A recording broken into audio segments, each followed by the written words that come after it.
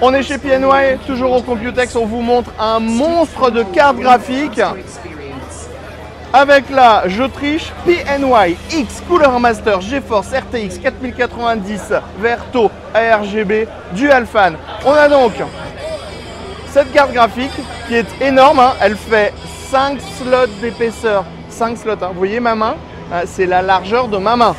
La carte, elle est colossale aussi en taille, vous avez vu, elle dépasse de 5 cm de la carte mère.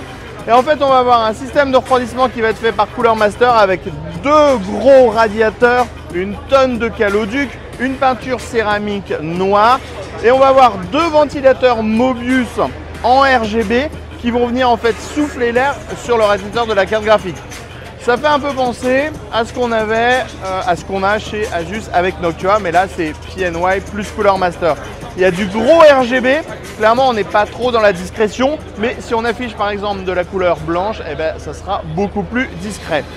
Au niveau de la backplate aussi, c'est assez travaillé, avec une grosse backplate noire derrière. Par contre, on le voit, ça demande pas mal de connectiques avec 4 prises fan pour le moment. Bref, c'est vraiment un gros morceau de carte graphique. On continue avec une autre carte graphique.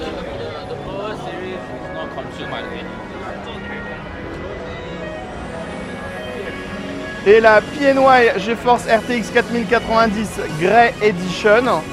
Donc en fait, c'est tout simplement une carte graphique qui a été faite avec le gris Porsche qui vient de sortir.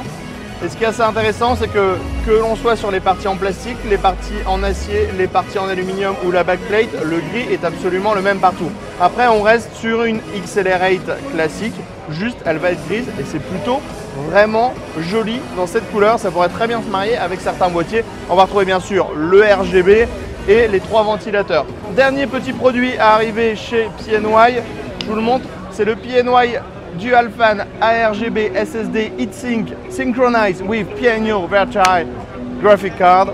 En fait, c'est un petit dissipateur pour les SSD avec 2 ventilateurs. Mais ce qui est intéressant, c'est qu'on n'a pas juste 2 ventilateurs, ça se branche en fait en USB.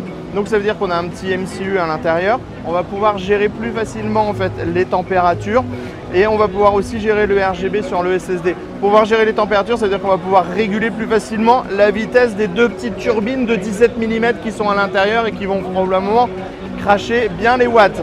Ce radiateur sera disponible seul dans le commerce, mais ça veut aussi dire que si ce SSD arrive, ça a été confirmé par PNY, on va aussi avoir un SSD en PCI Express Gen 5, mais ce sera que pour Q3 2023. Vous savez quoi? C'est bon pour la vidéo. Je chope le mic, je drop le mic.